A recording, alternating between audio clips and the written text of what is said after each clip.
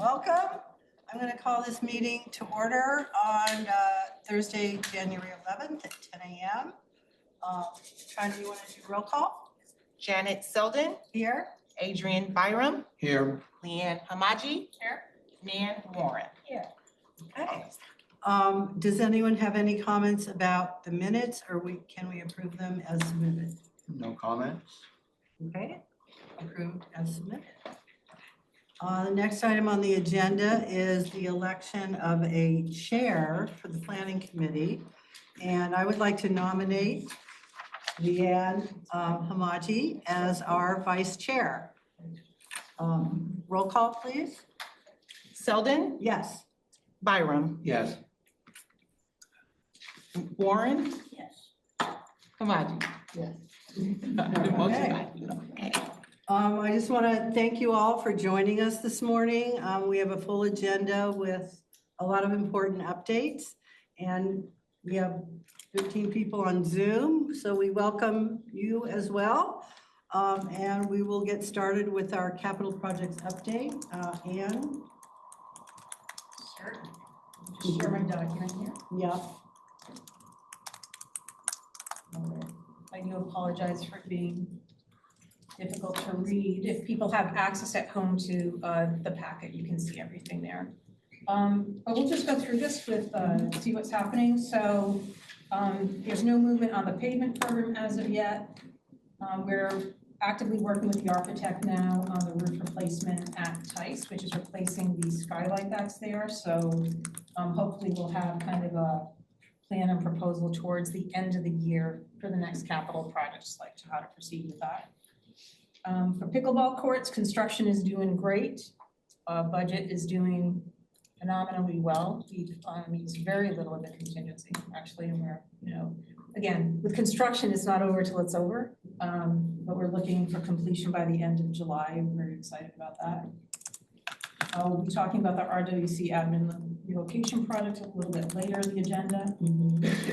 For food and beverage, the pier is open. You still have a little bit left with your tenant improvement fund.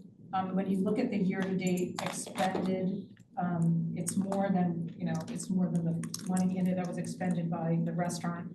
And that's because of work that we had to do as the facility owner, the property owner, with readying the site. So Can I ask a we're doing good with question? that budget, yes. Do you know what the plan is for the outdoor patios? Because they're still not open. Yes. And it's getting crowded now. Yeah. People are going. Yep. So it's really important. So the restaurant is coming online. Understand that they are a tenant. They're not a program. So they get to. I got it, ma'am. Yeah, I got it. Here you go. Thank you. Thank you. so they are, they're managing their business in a responsible way for their business. And so they're gonna grow it incrementally. So it's really important that everybody that's within the dining area, because they do have they have a lot of new staff in a new facility with new systems.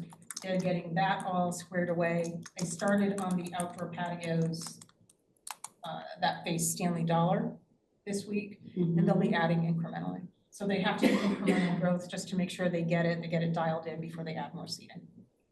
So it's all part of their plan. Okay. Thank you. No movement on the Hillside Park master plan. Golf course lake liner replacement, we're working with and evaluating several proposals that we have for that. And hopefully we're reporting probably, I would say, August or September on that one.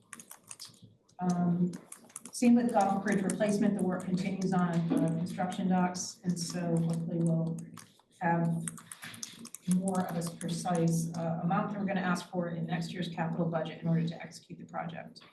And then there's no movement, that's not true. Moving down to the ones which were the new requests, the board approved the Stanley Dollar security fencing camera at last month's meeting, so we've actively reached out and getting that project going. And I think everybody knows that the transportation study was approved. And so we've done the initial kickoff meeting with the vendors, and hopefully we'll start reporting on that, I would think, next week. Could we go back to pickleball solar, event center solar? Is that That won't happen until after the pickleball facility is complete. right? And are they gonna start with the event center or the pickleball? It's kind of a concurrent thing. They do work on both facilities, so I couldn't tell you the sequence of how they're gonna do that. Okay, We'll get that plan once we get it. okay. All right. Any questions from our committee members? Hearing none. I'm not sure. Kelsey, are you reporting on the transit plan? Yeah. Okay, you're up. Yeah, so as I mentioned, we did have a kickoff introductory meeting with Fair and Peers. Right now, we discussed the scope and went over the timeline. Right now, we're finishing finalizing the agreement, and the first part of the study is the community outreach. So while we're waiting to finalize the agreement, internally, we're working on the survey. So that's kind of where we're at right now. So we'll have a little more information in July. Okay. I do not see any unfinished business. Our new business. So for all the people who came to the open house, thank you so much for your input. Obviously, there's some major trends that came out of that. And I don't know if people looked at the attachment, but the entire survey is also on myrossmore.com. There's a whole new page just for the capital project update on these projects. So you can go in there, you can look at all the comments, et cetera. So Jeff, why don't you try to summarize some of this for us? Okay, so as I mentioned, we had the open house on May 20th. There were 6 sessions in total with 100 slots for each. So we started with 3 and we ended up opening the additional 3 and they all filled. We had in the whole concept of the open house was to provide an overview of the overall project, some of the history of the project, and then the 3 different options that are currently on the table, as well as a board that summarized the funding projection for the overall scope of the various projects. We asked people to complete a survey form that had questions related to each project, listing out their things that they may favor, things that are concerns, and then also questions that they would have about each option, and then an overall kind of summary. They also had the ability to rank the options. As you mentioned on myrossmore.com, there is the overall summary. It's also attached in the packet of the various surveys that were received. And you could also actually see the raw data of all of the surveys minus the names and email addresses of those that responded. So the raw data is included there. It's also just a valuable site to see all of the project history and previous studies and proposed studies and next steps. So we'll keep that updated as we proceed through this overall study. If you look at the summary of the comments,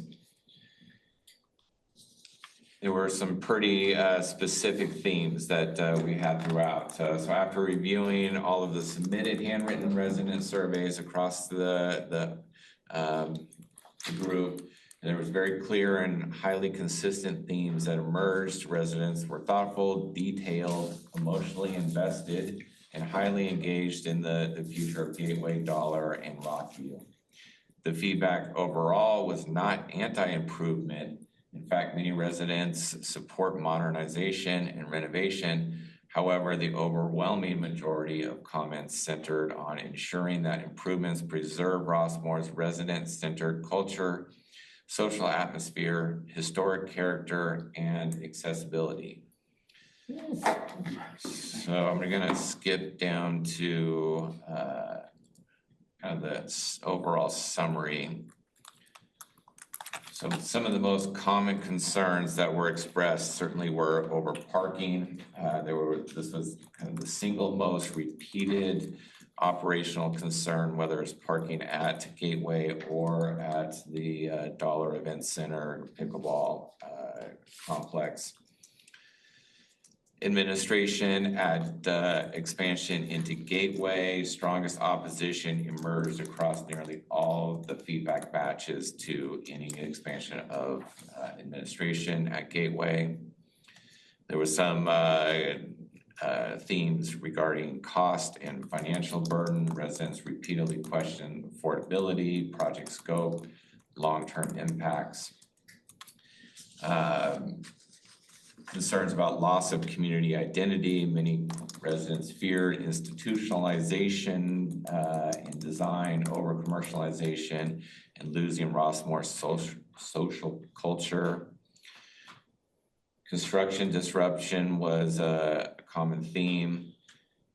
Overall, residents generally supported the Dollar House renovation, accessibility improvements to Dollar, seismic and HVAC upgrades, but wanted to focus on historical nature and preserving the historic nature, modernize thoughtfully, and renovating Rockview for administration as opposed to Gateway. Residents generally opposed any major administrative consolidation at Gateway, turning Gateway into a business center, any effort to move the library, reducing resident center space, parking, and overall ambitious redevelopment. So there's a pretty comprehensive overview of the feedback that was presented. In response to this feedback, the recommended next steps would be that on your next agenda item, that the committee consider a proposal that we received to amend the ELS contract to include a comprehensive analysis of the Rockview site in terms of redevelopment of that building. Planning for the renovation of the Dollar House proceed out of within the existing scope of the ELS agreement. The next steps would be to start working with some focus groups of clubs and residents that regularly use both the Dollar House as well as the multi-purpose rooms to really learn and discuss how they utilize the current facilities, what their program needs are for space. We did hear a lot of comments about needing to maintain the kitchen access instead of a cafe model. So that type of feedback as they incorporate that into additional design options for Dollar. So we would continue on with the Dollar study. And then at this point, further study of improvements at Gateway would be paused until completion of the Rockview site study. So we have all of that information to complete the analysis of pros and cons of using that site compared to any other improvements at Rockview, or excuse me, at Gateway. So we'll know the scope of Gateway once we know the scope of Rockview, whether it is just focusing in on cafe improvements, which seem to get quite a bit of support, and other modernization type improvements that seem to have some support. Once we do all of that, we're about 6 weeks out for the ELS study on Rockview. We would conduct another follow-up town hall meeting where we would share all of the information from the various studies, update on Dollar, and update on the Rockview site to again present a variety of alternatives and gather more feedback and come back to you then with that. So about 6 weeks for that additional study. And then we would schedule a follow-up town hall for the community. So that's kind of the overview. Happy to answer any questions on the details of the overall summary if you'd like. Any questions? Leanne? So if we have ELS do a study or an evaluation of what can be done at Rockview. Would they also include things like the lifespan of the modular option? Because, you know, the building was converted from a warehouse, so it wasn't intended long-term. So I don't know anything about modular building, but would that include duration? So kind of the next agenda item is, we should just combine these, but the next agenda item is related to the scope, and what they will be doing is looking at the existing building from a mechanical, electrical, structural kind of component, also looking at all of the code compliance issues that would need to be addressed.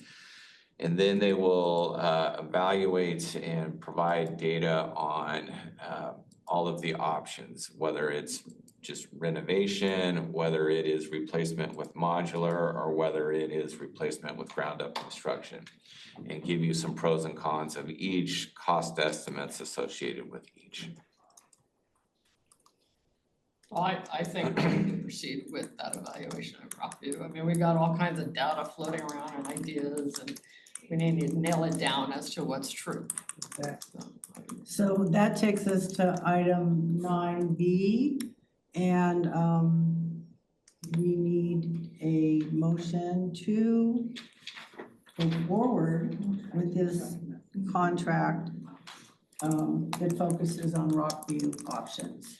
So Before you take a motion, just to review, so what they will be looking at is the electrical, mechanical, plumbing infrastructure, the structural, code compliance, parking, so forth, provide cost estimates on 3 different alternatives in terms of renovation, replacement, or modular construction. The project is supposedly about 6 weeks.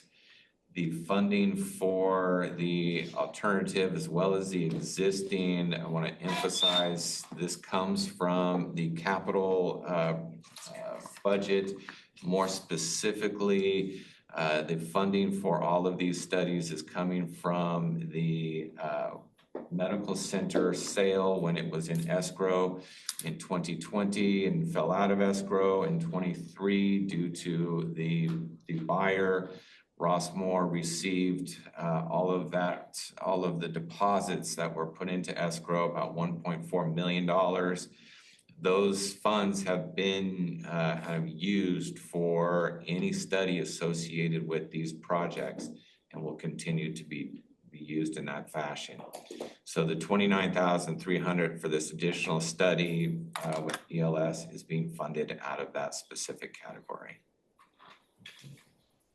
Do we have to go back to 9A to approve the planning committee There's no actual, staff recommendation? so there's no actual action really. That's just would be the next steps if you approve or recommend the approval This is of the next step. the study. This Yeah. 9B.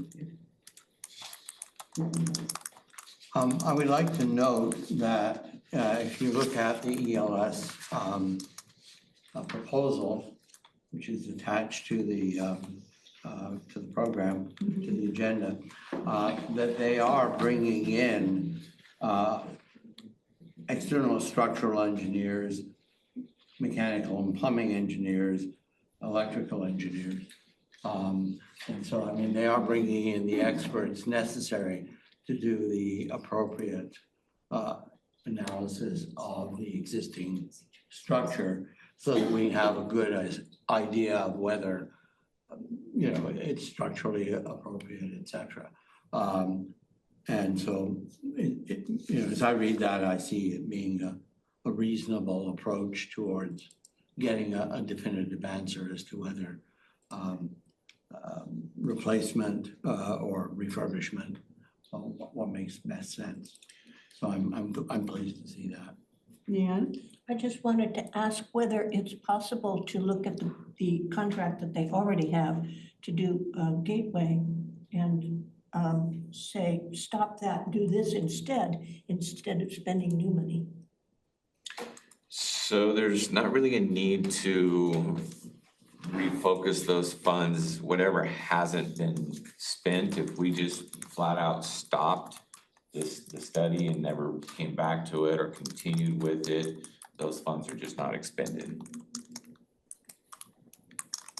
We've already approved those funds, yeah. But I mean, I think the point is though, that we're going to continue Dollar. to work on the design of Dollar during this. Everybody's in agreement. It seems the Dollar needs fixing, needs being brought up to date. And so let's continue to focus on that. And so by this time next year, hopefully we can maybe get started on it.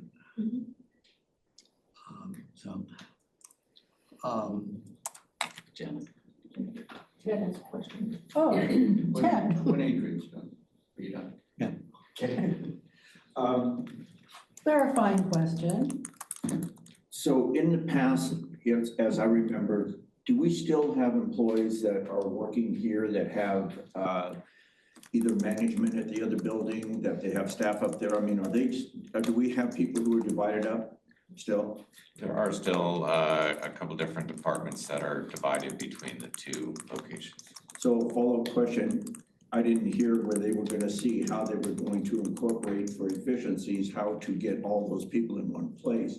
So is that something that they would be looking at when they're looking at the building, how big it has to be able to get one department in one area instead of being divided up?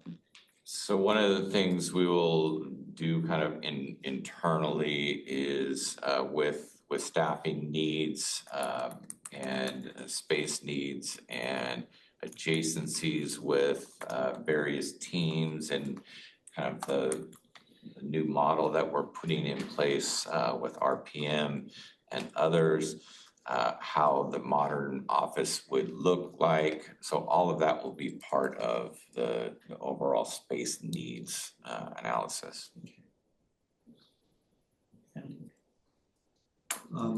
So I would like to move that the planning committee recommend to the RWC board to authorize the general manager to execute a contract amendment with ELS Architects in the amount of $29,300 to be paid from the RWC Capital Fund for the completion of further evaluation of the Rockview site as described in the attached proposal.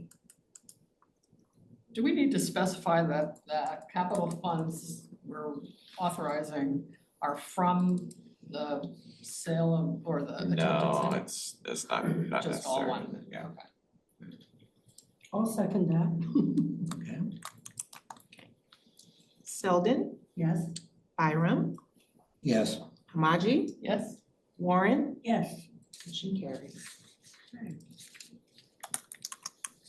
Our next item, as you know, the new pickleball facility is due to open hopefully August 1st.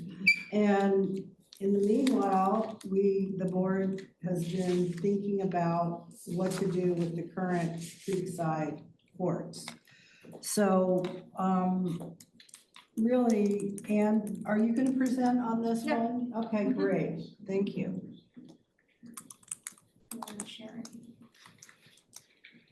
I'm trying to share something.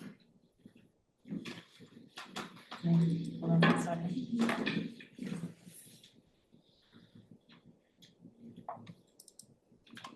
We definitely have options. We can do nothing. But let me, I'm Or trying to we can do find, something. I don't know what's going on with my computer. It's okay. Is that working? Palm tree. There we go. I'm gonna All put right. palm trees all over it, is that? I know, right? We'll have a little That's my margarita habitat, bar. yes. All right, so, as we entered into building a new facility, we really never decided, or the board didn't really decide what to do with the existing ones. And so in the capital projects as a priority was to kind of evaluate, which was done with staff, to evaluate 3 options. And one of them would be to abandon the courts, which I'm gonna start on that slide because it would cost nothing just to lock the gates. So abandon the courts. If we were going to demo everything and restore it just to the most minimal type of, if you can do the minimal landscaping possible, So it kind of flows into the park space. Or if we were going to, and we'll show you what would happen, how to extend the life and rehab the courts. So again, abandoning the courts would simply mean that everything stays in place. We wouldn't touch the thing. You just lock it. And then that's done. That's it. All right. So the second one, this is surprising, right? So if we were going to remove the courts, like demo the courts, the fencing, and then restore everything. So I did work with John T on the estimate to make sure everything was incorporated in there. It'd be a little over 100,000 to demo and just to kind of restore it to, not like park space, like the most minimal type of a turf coverage. To rehabilitate the courts,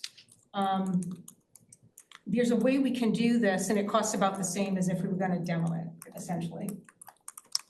And so let me tell you what this would entail. So we're calling it rehabilitating the existing courts. So it's not like it's actually a pretty interesting thing that we believe we can do based on preliminary conversations with Rockridge, who's done our geotech around. So if we were to reduce the courts, which are now, they're 54 feet wide to 34, which gives us the out of bounds, the minimal out of bounds we needed on the west side, but a little bit more, so there's a path to get to each court on the east side. So hopefully you can kind of see that where the dotted line is, the dashed line on the top of the screen there, that's the existing perimeter of the fence. So all that dashed stuff goes away and it gets moved in, right? All of the, This is moving away from the creek. yep, so it moves it away from the creek, right? We removed 20 feet of that court surface, right? So that all gets demoed. And so then again, you see where the green stripes went, you do have the 5 feet on either side plus an additional 4 feet, like right on the edge, so people can get from court to court. And that cost also includes the resurfacing. And it would also include a sound blanket, which was interesting. So in the study for that site, there was a study, if it was increased to 7 courts in that site with a sound blanket, we would still want the same sound blanket, even though it's only 3 courts. So we included that in the estimate.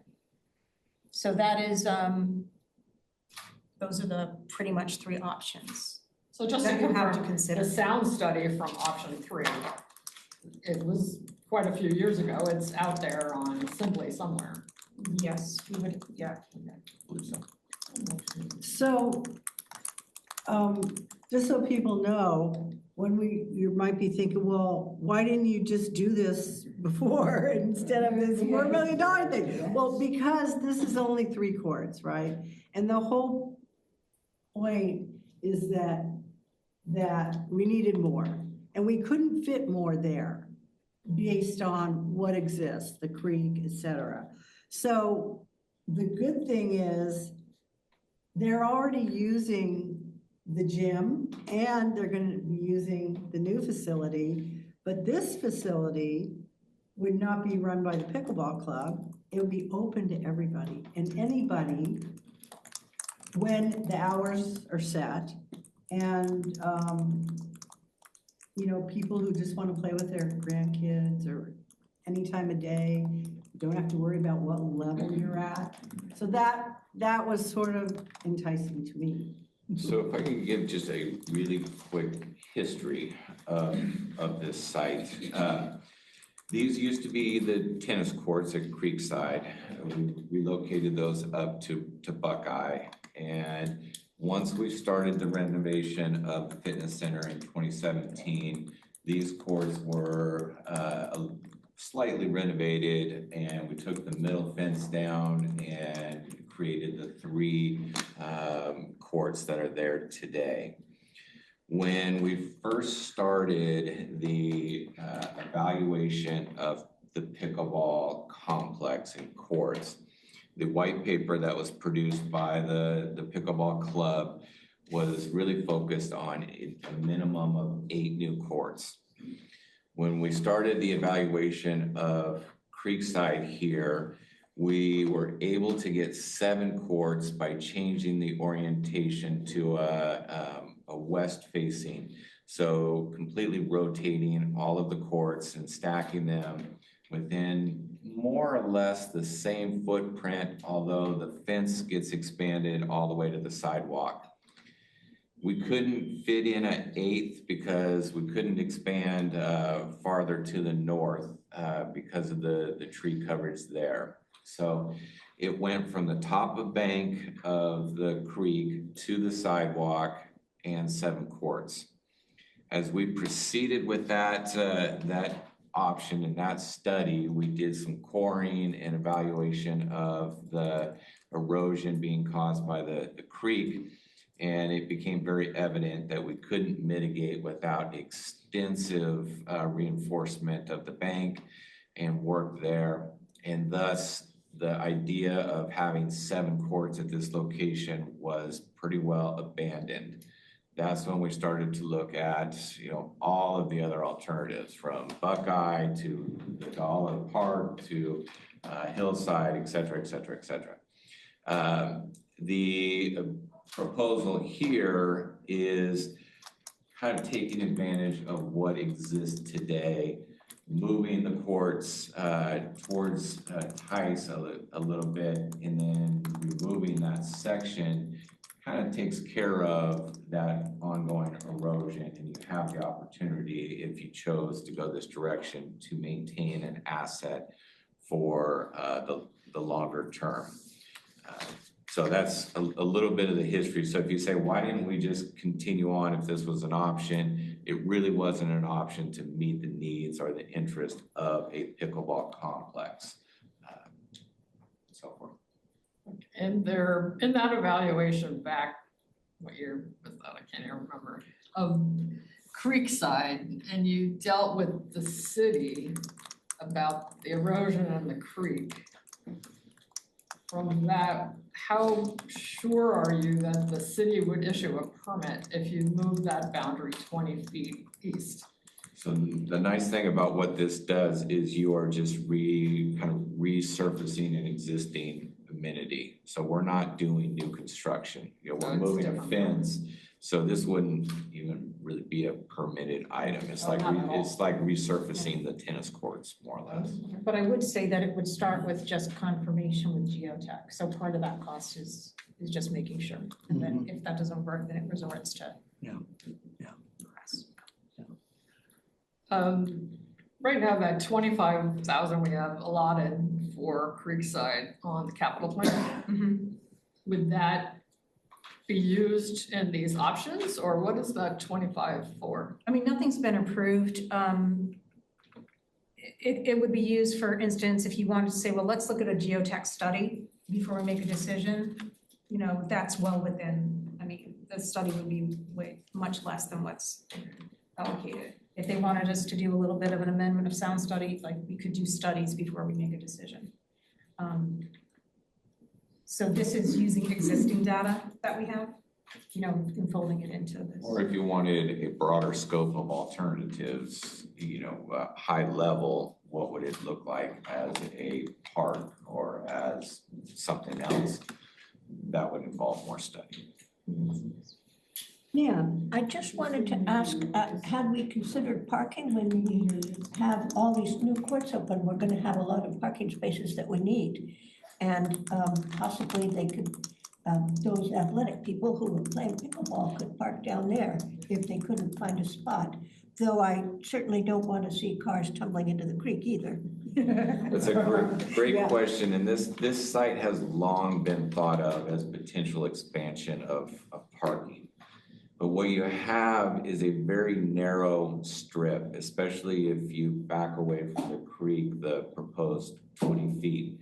If you stay in the current footprint, then you have the same issues as you would have had with the courts oriented the opposite direction.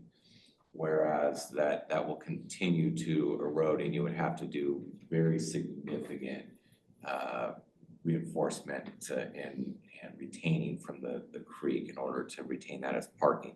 Plus, you have a pretty significant elevation change from the existing parking lot down to the courts. So your millions of dollars into a parking option would be a very limited gain per parking space. Leanne. Okay, so option one, closing the courts. Well, let's go to option three. So you say keep the courts open and anybody can use the courts. The new facility is gonna have 3 additional courts. There's gonna be open play where the public or the non-club members can go play based on our requirements for a percentage of time. And so there's gonna be plenty of options for the non-club members to play at the new facility. So I don't know that we need 3 courts for just public access. I will say that court option 1, I'm leaning in favor of that because I want the pickleball club to get used to the limits of the new facility, figure it out for a year. See how that works. But don't do anything with the courts because the club is constantly getting new members. And we don't know what's gonna happen to that club. So it's almost like I wanna reserve option 3 for a later date. Keep it closed for a year, see what happens, but for instance, the club does these orientations. Orientations, they're quiet, they involve a lot of people. And I would love to use option 1 with the possibility of using the closed courts for orientations 3 times a year. It's almost like a reservation of the courts. So I'm looking at all different varieties of plan, not just a straight plan on what's presented here. If I can just talk something about and Jeff, you can kind of jump in on this too. It's been interesting to track the pattern of complaints that come from the existing pickleball courts because it's when there are large gatherings. So for instance, we got a flurry of them after P4P. And as much as the advertising, people don't intuitively know unless you're in that community, that happens. Also a fun fact, there's no real true policy or rule for the current pickleball facility. So we're actually trying to address that through the policy committee. So you wear 2 hats, so you're a good through line here. And I know you just left that committee when we were talking about the rules. Because what we want to make sure is like if this is the new facility, if the new facility is the new facility for the functions of the club, it's kind of a mixed signal, right? Than to use this other one. And kind of mixed signal, well, how do they do that within that footprint? Because they can do the orientations in there. They should be able to seat a lot of people. It actually has built-in bleachers and seating for that purpose. Be able to do the orientation where? In the new pickleball facility. In the new facility. Yeah, I mean, there's bleacher seating, so I mean, part of it was so they could kind of have that, it's people waiting to play, but they should be able to. I don't know that that's accommodate those true. functions. I mean, the orientation clinics close down the courts for half a day. Yeah, but it's pickleball club use. So pickleball club use isn't just play, so it's the same thing. So it's, again, we have the courts to do that type of activity. I'm saying use the Creekside for orientation so you don't impact the 6 courts that are gonna be playing pickleball. The only concern I would just share, if you intend to make it available for 3 uses throughout, you're maintaining the courts still so that they can be viable. You're keeping nets up and everything. The surface, weed prevention, blowing up, that sort of thing. And then people are gonna go, well, they're in condition to use for this, why are we preventing people from using them? Yeah. So if you're gonna allow any kind of access, there's not really a point to restricting the access per se. But you can certainly, if you want to postpone doing this, lock them for take the nets down and then preserve your ability to do option 2 or 3 at a later date. That's certainly viable. Yeah. How much does it cost us to maintain the courts on a monthly basis? I mean, you talk about blowing leaves. Yeah, we do weekly court cleaning. So I don't have a dollar amount to that, Is but there a it's, porta potty out there? there Yes. is. So that's an expense that would be there. What about liability? That's, Would just be under our general. Okay, so, but we'd have to be very careful that, I mean, if a crack opens, we'd have to fix it or else we would be exposed on a liability basis. If we had a trip hazard, So that's something we'd have to be paying attention to. I don't know if that happens very often or not, but it would be, it's just when you have a surface that is not in use, it's going to deteriorate quicker. You're gonna get the weeds and the cracks, you're gonna start getting further expansion. Things just start to happen quicker. I guess I think it's gonna be a tough decision because in a way, it doesn't feel fair to me that this one club gets not only their new facility, but the gym and potentially, as Leanne was mentioning, the outside court. So it feels a little. can I address the gym issue? Because I've spoken, like Hal and I have met, I just met with another person that's part of putting the schedule together. And they're actively moving all those mentorship classes to the new facility. Because they know that the demand for bigger space inside the gym. Yeah. And it doesn't mean that we're just gonna say, you're out, but we'll be able to get more access to the hours at the gym That's as the good, demand yeah. is there. The thing is, we want the gym to be utilized. Yes. But as demand for bigger classes come up, there's more flexibility to work with the club to say, hey, how about, There's a lot of demand Yep. for, I mean, Yeah. people get locked out of classes all the time. They're They- full, they they've been fill great up about like that. that. That other question. Ted? So one thing that we want to consider in this, and I haven't heard it brought up, is have we considered the fact that the dollar parking lot will be closed down? We have the Tomato Festival brings 400 people. We have political events that bring 400 or 500 people. We have clubs that have different things. We have town halls that are doing different things. We really don't know how often we'll have to lock it out. that will be locked down. And so when you talk about, I'm trying to, that was the question. That was the question is how are we gonna do this? I don't wanna make it into a big conversation on it, but how are we going to compensate?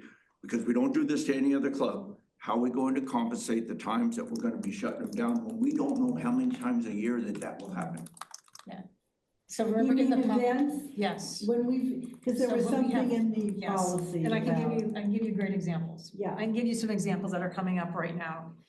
So when we have, there are certain events that take place and you know it's gonna take up all of the Tomato event center Festival, parking. for Tomato instance. Festival, 4th of July, the home show, which is coming up on July 30th. And so there are dates, and so the reason why we're developing that relationship now with recreation and the club has been wonderful sitting with Z to talk about when they have their functions, which will kind of qualify in as event, right? Right. Because we need to make sure we address that differently.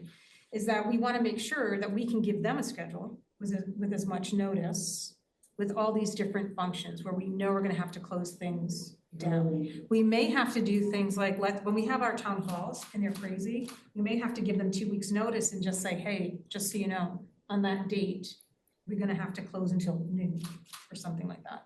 And so I think what Ted's point is, it kind of gives a relief where play can be moved. Even if they have to do it as open play, would be the first ones at the Right. courts to do whatever they were doing. Right. But it gives that alternate space because where they are now, we've never had to close it. Where we are in the Yeah. new facility, there will be those, I mean, they've been gracious about understanding, yeah, it's a whole partnership there, it's a little bit different, but that will be closed with a certain. why couldn't they park where they park now? And walk over to the. Because we can't control that. I I mean, mean, but what I'm trying to say is the amount of parking in that area, in the general Creekside area, doesn't change. If there's a town hall, if there's anything, but it reduces the volume of play. That's Yeah. 6 courts. That's 6, it's like, it's twice as much, and sometimes if you look at the number of courts, max out the number of players, times 2.5 to 3. So as you can see that, so right now it's like half as much and every car makes a difference in that area. Yeah, So, okay. Well, no, I mean, that's not an unreasonable restriction on their use of it. If they're, I mean, we're talking about, sounds like half a day. And some days someday, it's gonna be whole days. and someday we'll have more parking there. Yes, That's part of the dollar renovation plan, Yeah. right? Is more parking in that, like, quite a bit. What was it, 50, About 55. 55 new spaces. which is good. So that is gonna be a big help. Yeah, I'm not sure that this is Right. It's a not, reason to change things. it's not quite right, I think this, go ahead, Leanne. So in option number 3, you're talking about not having large groups use the facility. Correct. How are you gonna police that?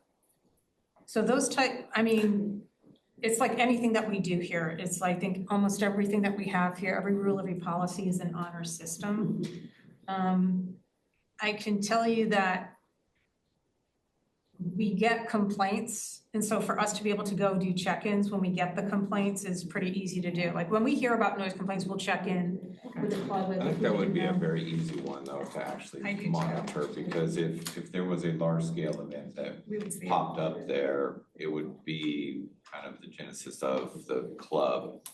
We have relationship with the club that I don't think either side wants to jeopardize. And I can't envision another group coordinating. Well, never say never, Joe. Well, I just want to say, I think we need to hold on to those courts just because the growth of the sport and the growth of the club, it's just tremendous. I mean, it's growing. So I would hate to see us, we put all this money into these 6 courts and then 4 years down the line think we need more space. So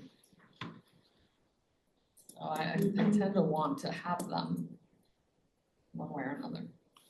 So the timeline on this, first of all, we've got a couple months until we really shift, right, to the new facility. And maybe, is there a study? We don't really have anything to act on today, but somebody's gonna have to, like you mentioned, Anne, consulting with somebody to make sure the data we have from years back is still good about moving the fence, and would that be sufficient? Yeah, so I mean, well, I would say if you wanted to at least proceed with revisiting that sound study and getting the geotech, we could do that to help make a decision. Yeah, if they came back and said, you know what, there's that creek, you guys shouldn't be building anywhere near it or something, if it was something extreme like that, I would say we'd have to abandon it, but if not, if it's viable still to be there, and it's the same cost to turn it into a park as it is Yeah. to just demolish it or whatever, then I think we need to consider it.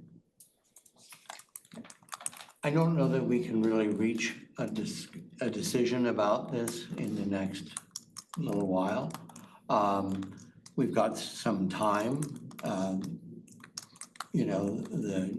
We'll have the July board meeting about the same time that the court opens, the new one opens. So I'm gonna make a recommendation to the board, make a motion.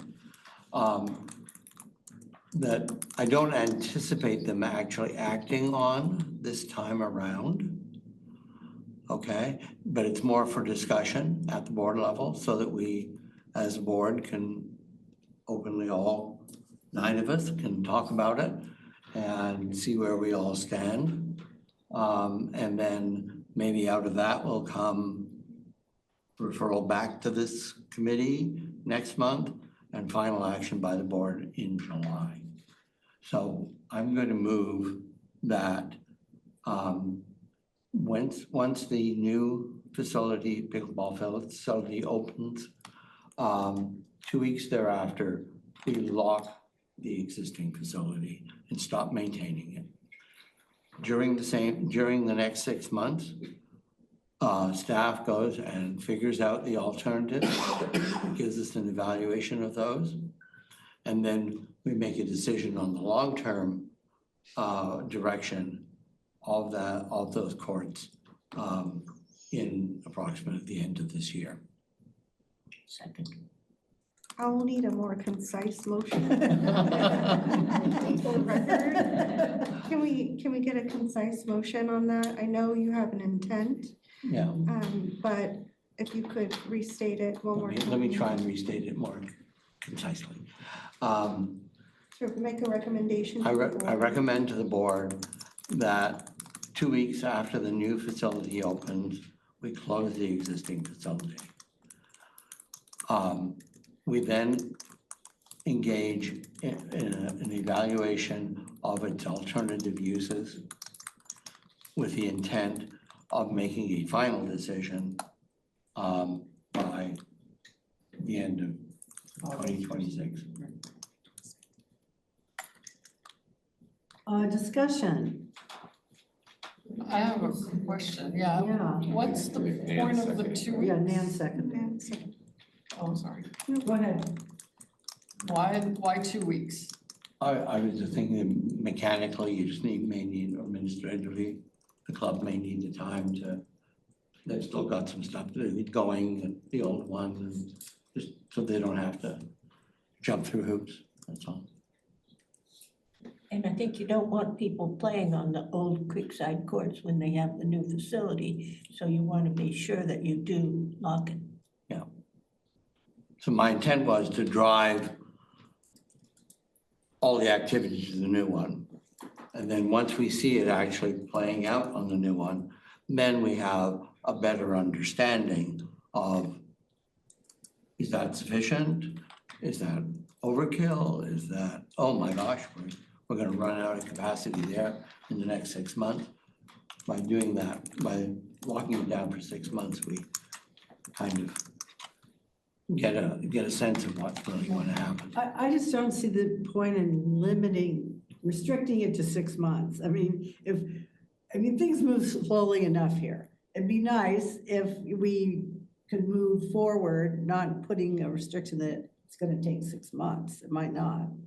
Well, Make that decision. no, my point, my 6 months was intentional because I want to drive the current activity to the new facility. And I want us to be able to see what it looks like when it's in the new facility. Okay, and is there, oh my gosh, there's not enough time for my grandchildren. Okay, well, in that case, then maybe we do something with the existing ones. But let's let it get settled down. And at 6 months, if we found, man, we're still not quite sure, we can delay it further. But the gap is intentional. Susan, clarifying question? Yes, not being a pickleball player, my question is this: the 6 month period would include some or a significant part of the winter season? Yes. Would the fact that this is the winter season kind of impact the information or data we would receive from that time period? Yeah. Potentially. You can amend my recommendation when it comes to the board. Okay, that was my question. Yeah, do you have another question? No. Well, do you have any input on this discussion, Ann? You can't, not I now. would think that, so this is, these are my thoughts, looking at it as looking at options, costs, whatever. We talked about wanting to study it. We had this estimate in the priorities, again, money not approved for 25. Having information might be a good thing, because if we know we can't do this, then the decision is, do you lock it or do you restore it, like demo restore it, right? And if you're talking about, oh, it's viable, to preserve chorus, because it's not going to fall into the creek, because we're 20 feet away from them, or 25 feet away from them. Then it gives us more of an idea of how to proceed. And then you would have the ability, okay, we'll proceed if, right? We'll proceed if it looks like there's need for the courts, but it's like to do nothing is a little problematic. And also certain costs you're talking about, there may be some other issues that happen when you abandon a facility, which could drive costs up. So I'm a little concerned about that. It does become a bit of a nuisance. And so now we're maintaining, like knocking down weeds, and our team is going in to knock down weeds in a surface which is deteriorating. So it kind of compounds. An abandoned facility is not nothing. It's not with no risk. During And that, it's right on the main drive through Rossmore. So it's kind of it's on our calling card also of this is during our. that time, would you be open to doing the geotech study and the updating of the sound study? During the 6 months? or Yeah. during- Oh, yes.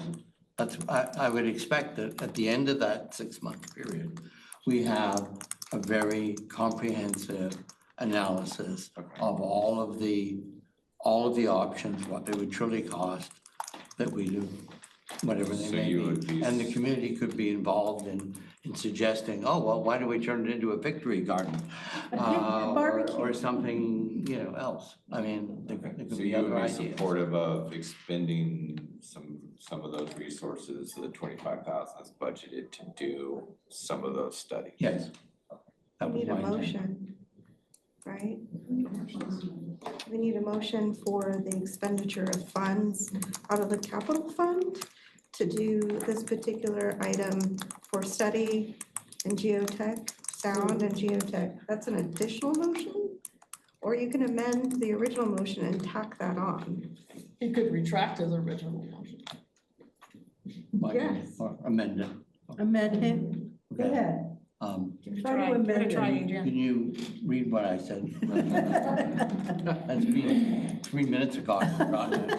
Just a teeny bit. You just talked about closing it Down. 2 weeks after the new one I- opens. All right, so 2 weeks after the facility opens, you close the Creekside facility until the end of 2026. And then, And authorize the expenditure of up to $25,000 from the capital fund. for a For Reevaluation geotechnical Eva- evaluation and. sound evaluation, study. and sound. yeah, okay. Evaluation sound. Things may have really Sound study. improved Sound on the study. sound. And then Nan, are Uh-huh. you, since you're the original seconder, do you agree to that? Yes. You still say. Okay, great. That's,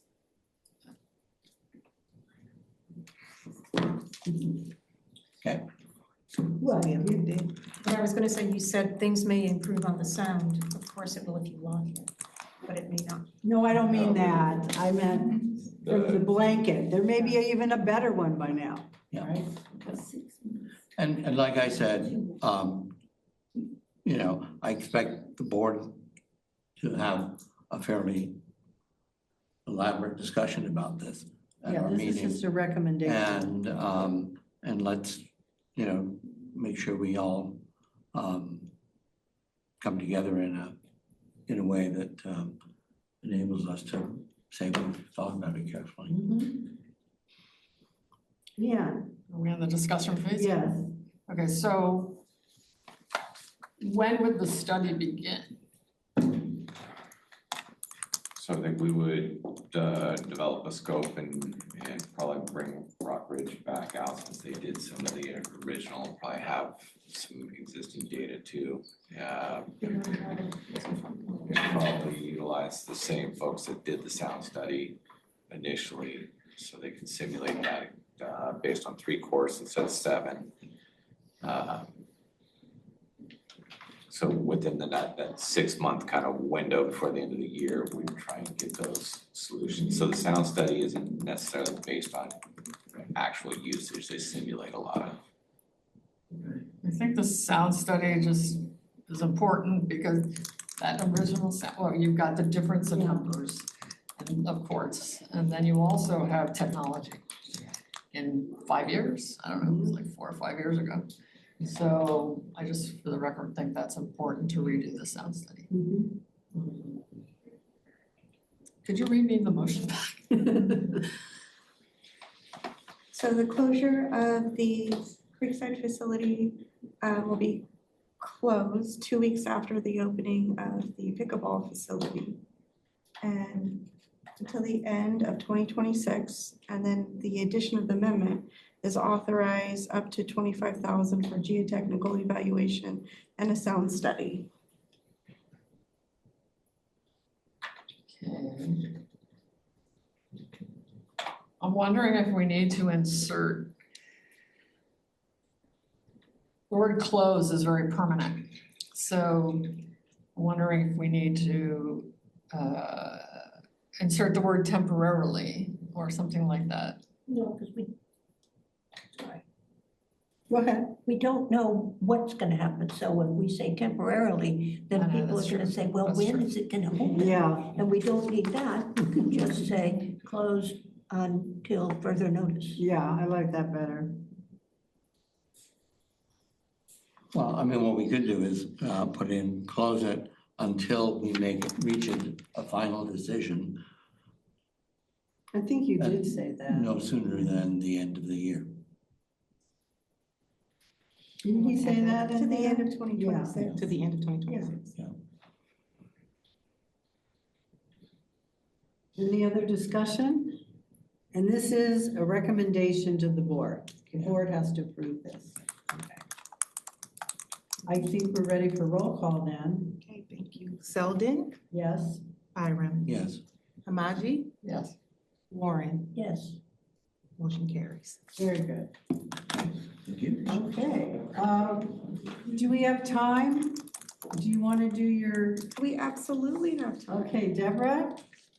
Since this is considered the first new convening of the planning committee for this And board year, your presentation. Deborah's going to go through our charter and basic parliamentary overview. And then we'll move on to member forum.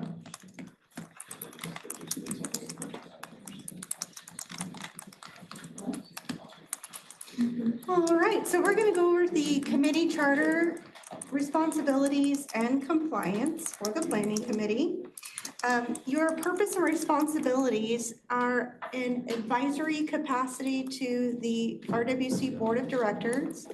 Its role is to seek and identify opportunities, goals, and potential new or enhanced programs aligned with RWC's mission, vision, and values. It's also to explore matters referred by the board deemed appropriate for review and recommendation. Recommend matters to the board that are sufficiently developed for action, not just conceptual, based on present and future community needs.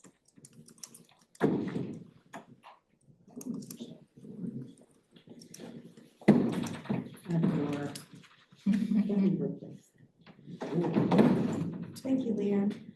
Feasibly given available resources, balanced against competing priorities and potential community impact. Do not retain responsibility for implementation once approved by the board.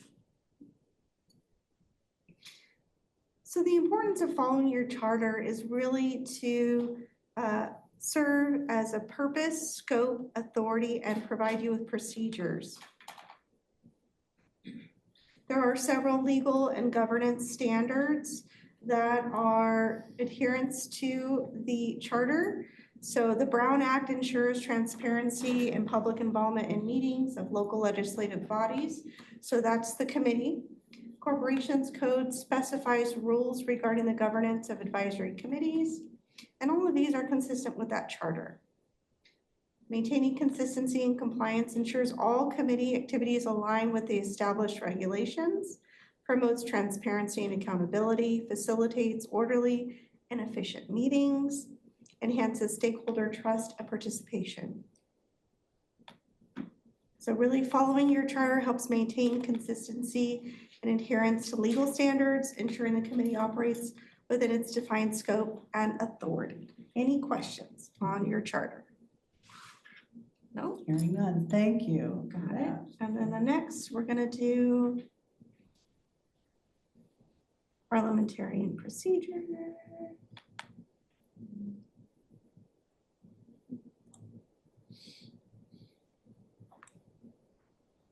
So this is two parts. The basic parliamentarian procedures are Robert's Rules of Order and the importance of publishing committee agendas and adhering to agenda requirements.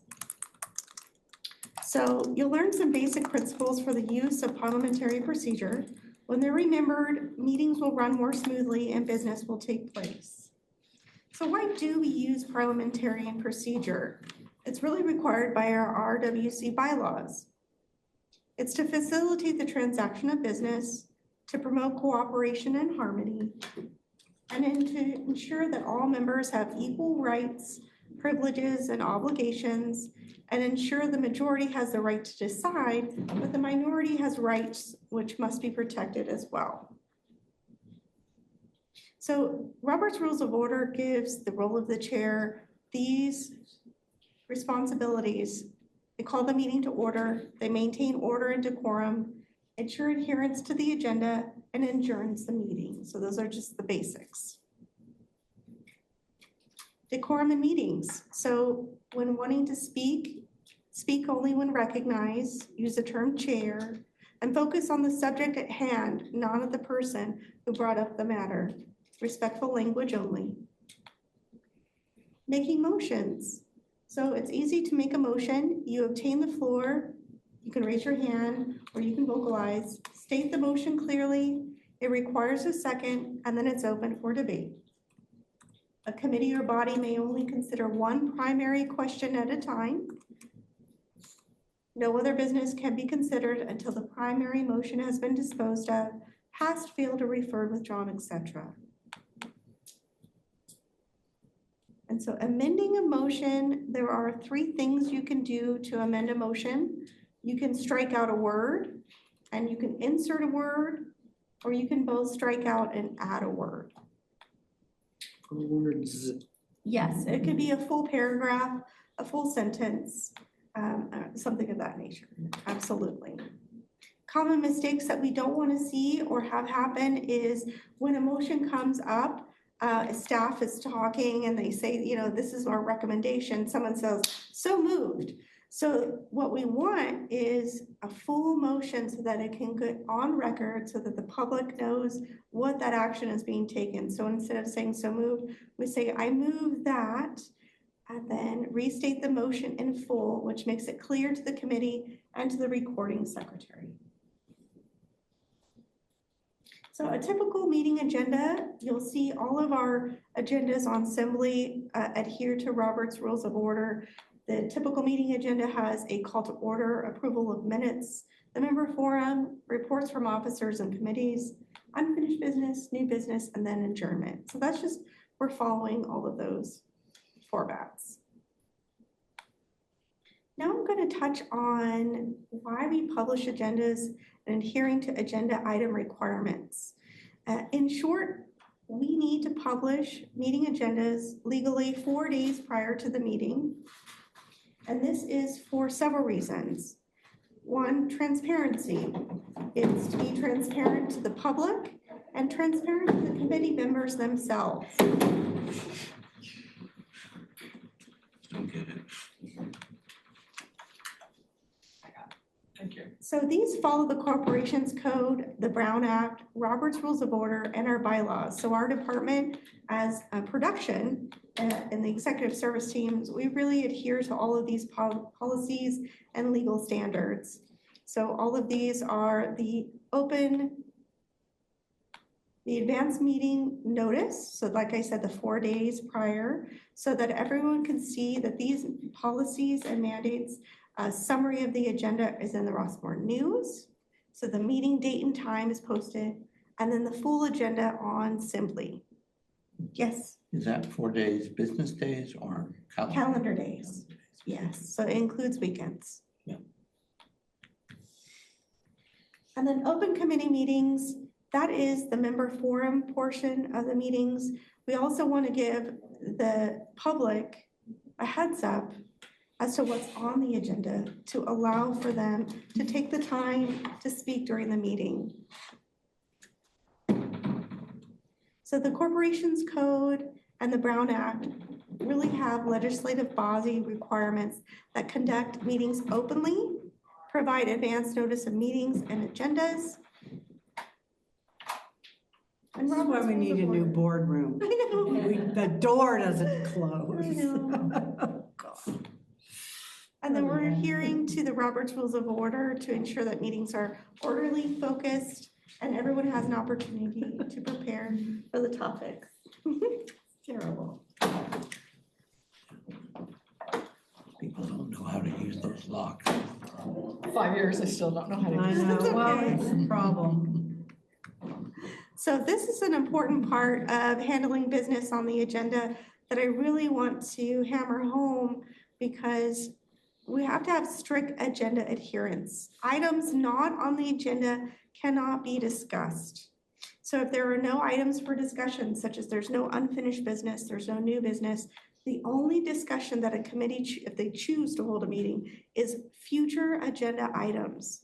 So there can't be off discussions about something else because the public wasn't notified and the committee wasn't prepared for those agenda items.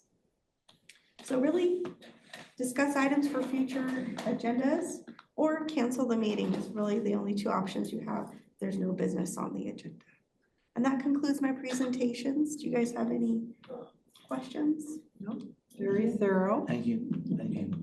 Okay, Thank we you. can now move on to member forum. China, do you want to read the names of the people who are coming up? I will first, let me state the forum. Oh, right. Members are welcome to speak during the designated member forum at Rossmore, Walnut Creek, RWC board and committee meetings, either in person or via Zoom. Speakers are limited to 2 minutes and must clearly state their full name and Rossmore address before beginning. If speaking on behalf of another member, another person, a member forum, signed consent is required. To speak, members must submit a completed member form slip prior to the start of the forum. Member form slips and guidelines are available at the meetings. For convenience, both the guidelines and forms may also be accessed and printed in advance from the RWC board and committee meetings webpage. Please be advised that meetings are broadcast and recorded. By attending and participating, including during the open forum, attendees agree to and release RWC from all liability for their voices and/or likeness being recorded and broadcast for any lawful purposes without compensation. For more details, including instructions on how to participate, submit written comments, and access printable member forum guidelines and forms, please visit myrossmore.com, Rossmore Governance, RWC meetings. Do we have anyone on Zoom who is? We have no one on Zoom. Do we Okay. still have Hal Cushions? Yeah, a number of people left. Okay. Roxanne Stallings. Roxanne, if you'll stand at the table and state your name and your Rossmore address, you have 2 minutes. Roxanne Stallings, 3478 Rossmore Parkway, number 3. I'm here to talk about the Fear and Pierce study. I really would like to compliment all of you for all the work that's being done on myrossmore.com and especially the transparency and the summary done on the Gateway project. And now the modifications are being done in the hopes of reducing an additional charge of $25,000 to modify the study. I would like to suggest to you that you get more residents who have a vested interest involved right at the very beginning. So I'm asking, I know a lot of people who have a very strong interest and have some expertise about this issue. I personally am involved in the CCTA on aging and the transportation, and there's another person involved in it. And we would like to participate in this process. So I'm proposing option number 1, that this committee set up recommend to the board to set up an ad hoc committee of residents who can participate in or at least observe the process going on with Kelsey and Fair and Pierce, so that we can give some feedback and options, well, some feedback during the process so that it doesn't. So that's option number one, is an ad hoc committee. Sorry, I have hearing aids on and it's coming into my ears, even though I've got silent mode on. Option number two, and this was done at the policy committee where Phil Pasek was. I'm sorry, but that's time. You can send us an email with your options. Please do. Yeah, right. Giselle Huff, She left. Scott Farrell. I guess he left too. That completes our member forum for today. Okay. So our next meeting of the planning committee will be Thursday, July 9th in this room at 10 a.m. and via Zoom. And I will now adjourn the meeting at 11:16.